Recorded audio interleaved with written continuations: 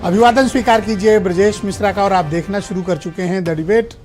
बहनों भाइयों, संगम में स्नान को लेकर सियासी संग्राम छिड़ गया है। विभिन्न राजनीतिक दलों में महाकुंभ का ये दुनिया के सबसे बड़े जमावड़े पे राजनीतिक बयानबाजी के साथ साथ इसके धार्मिक और राजनीतिक इस्तेमाल के भी आरोप लग रहे हैं। आज चर्चा हम इसी विषय की करने वाले हैं। बहनों भाइयों, दुनिया का सबसे बड़ा धार्मिक जमावड़ा जिसे हम कुंभ के नाम से जानते हैं, इस बार प्रयागराज में वो आयोजित है। ऐसी मान्यता है कि कुंभ 12 साल के बाद लगता है और 144 सालों के बाद ऐसा बताते हैं कि संयोग बड़ा है कि ये सबसे बड़ा कुंभ है। इस कुंभ में स्नान करने मात्र से आपके पाप धुल जाते हैं, आपके पुरखे तर जाते हैं और आपका आने वाला जीवन बेहतर होता है। आप स्वयं के, अपने परिवार, देश, प्रदेश, समाज और दुनिया के कल्याण की कामना करते हैं। इसलिए कुंभ में संगम में स्नान को हिंदुओं में सबसे पवित्र कार्यों में से एक माना जाता है। इस कुंभ का आयोजन ने इस बार एक अलग ही स्वरूप प्रदान किया है। बहनों भाइयों, जब धार्मिक आयोजन हो और उन धार्मिक आयोजनों में राजनीति न हो, ऐसा हो ही नहीं सकता। जहां धर्म है वहां राजनीति निश्चित ही आएगी। क्यों? क्योंकि दोनों एक साथ हैं। नदी के दो किनारे हैं जो हैं एक साथ, मिलते भले नहीं है लेकिन उपयोगिता दोनों की है, धर्म और राजनीति। तो महाकुंभ कोई पहली बार ऐसा नहीं कि कोई पॉलिटिकल यूज के लिए, जो भी सरकारें रहती हैं उसका भरपूर राजनीतिक इस्तेमाल होता आया है। पहले भी हुआ है, अभी भी हो रहा है। कांग्रेस की सरकारों में भी, बीजेपी की सरकार में भी, मुलायम सिंह यादव की सरकार में भी और अखिलेश यादव की सरकार में भी। और अभी 2 कुंभ कराने का मौका यूपी के मुख्यमंत्री योगी आदित्यनाथ को मिला। 3 तस्वीरें वहां से आई हैं कुंभ से, जिनकी चर्चा राजनीतिक हलकों में सर्वाधिक है।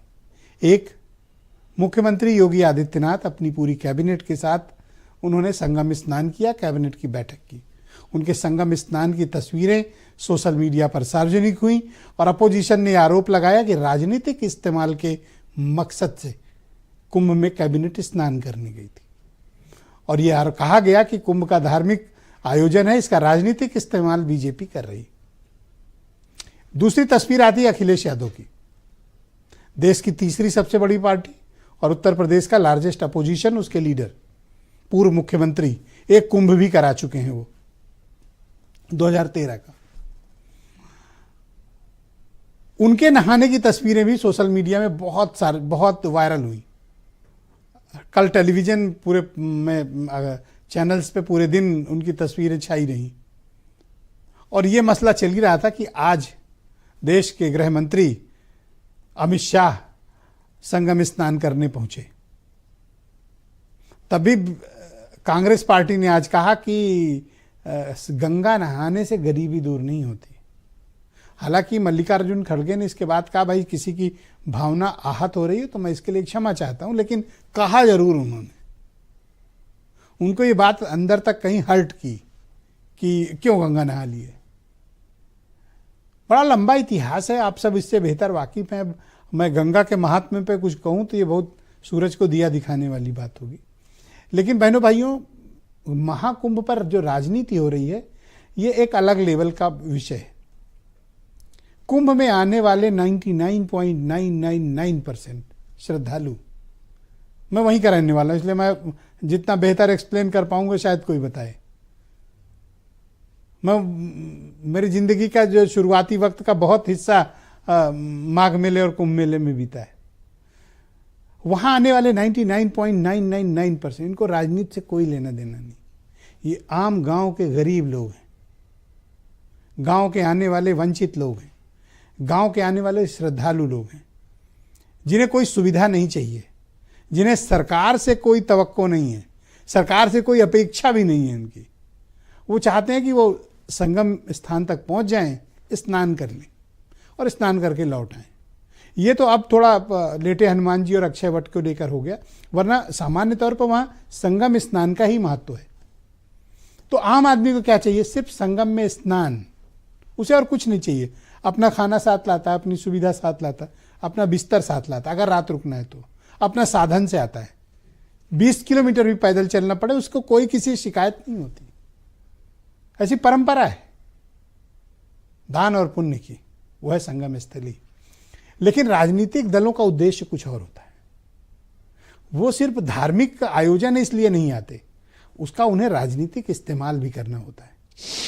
और पॉलिटिक्स में ये सब करना कोई हमारे देश में नाजायज बात नहीं है, करते हैं लोग, लेकिन इस पे आपस में झंझट शुरू हो गया है और वो झंझट सार्वजनिक हो गए।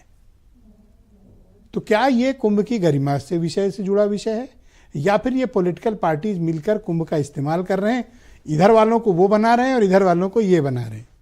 क्या वाकई में ऐसा है?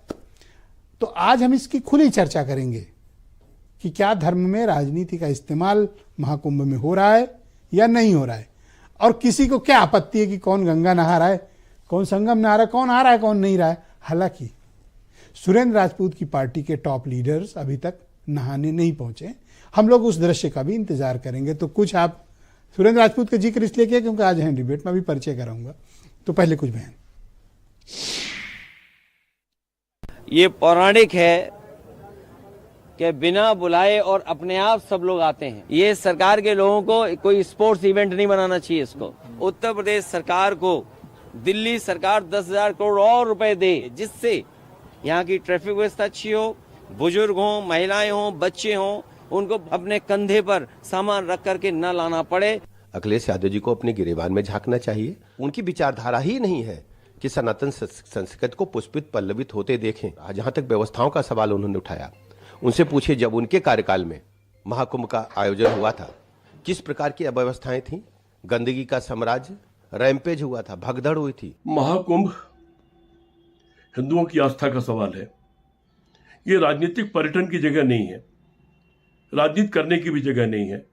जो जा सकते हो वो जाएं, जो नहीं जा सकते वो न जाएं। इसको आस्था का विषय है, इसको आस्था तक ही रहने देना चाहिए। तो बहनों भाइयों, आज की परिचर्चा को आगे बढ़ाएंगे। आनंद दुबे उत्तर प्रदेश में भारतीय जनता पार्टी के प्रवक्ता हैं, अनूप संडा समाजवादी पार्टी के प्रवक्ता हैं, विनय राय जाने माने पत्रकार हमारे साथ कार्यक्रम में मौजूद हैं, सुरेंद्र राजपूत कांग्रेस कमेटी के प्रवक्ता, अनिल दुबे राष्ट्रीय लोकदल के राष्ट्रीय प्रवक्ता हैं, और वीरेंद्र सिंह जी हमारे स्टेट हेड। आप सभी का स्वागत और धन्यवाद हमारे साथ इस कार्यक्रम में शिरकत करने के लिए। आनंद दुबे जी, क्या आपकी पार्टी